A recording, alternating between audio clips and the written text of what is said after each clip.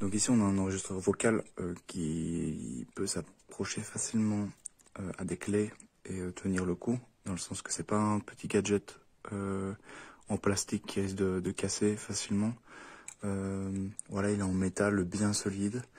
J'ai pas vu sur la description de l'article s'il résistait au choc, dans le sens si on fait tomber son porte-clés, est-ce qu'il va résister. Ça m'a l'air probable que oui.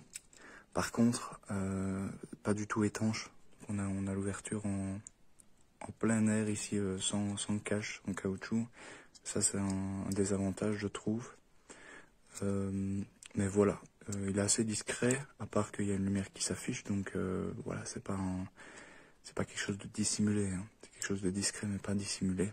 Moi, je m'en sers dans l'éventualité où j'aurai un jour un accident et qu'il y aurait un litige, voilà, pour avoir une preuve que tout s'est bien passé comme écrit. Voilà. Niveau utilisation, c'est assez simple quand on a lu le matériel, quand on a lu le manuel et qu'on a essayé une fois. Donc en gros, il y a des paramètres à régler lorsqu'on connecte l'appareil au PC. On a un fichier texte et c'est en éditant et sauvegardant le fichier texte qu'on peut régler les paramètres, donc notamment si il enregistre avec détection de voix ou pas, c'est désactivé par défaut, et à quel point est-ce qu'on booste le gain. Et il y a aussi une application dessus pour régler la date, pour que les fichiers soient redatés. Voilà. Sinon, au niveau de l'enregistrement, c'est très simple en fait, il suffit d'appuyer sur On. Voilà, la lumière passe au violet, puis au rouge, et clignote, et ça signifie que ça enregistre.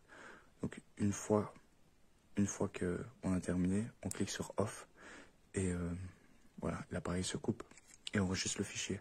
Si jamais on arrive à court de batterie, moi c'est ça le gros plus, je trouve, en termes de software, si jamais on arrive à court de batterie, l'appareil ferme et sauvegarde le fichier avant de s'éteindre. Donc voilà, c'est un gros plus si jamais on a enregistré quelque chose qui était important et qu'on a oublié d'éteindre l'appareil, le fichier est quand même sauvegardé. On a aussi une grande capacité, 64 Go pour du son, c'est énorme.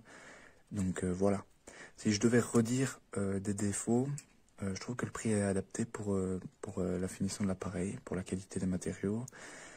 L'enregistrement est correct, mais évidemment c'est pas bon, c'est voilà, c'est juste correct. On voit aussi l'entrée du micro, faut pas s'attendre à des miracles. Voilà, les points à améliorer, c'est clairement la connectique. Ça aurait été bien de le rendre pas forcément étanche, mais au moins un minimum résistant s'il devait y avoir des gouttes qui tombent dessus ou quoi. Mais voilà, c'est tout pour moi.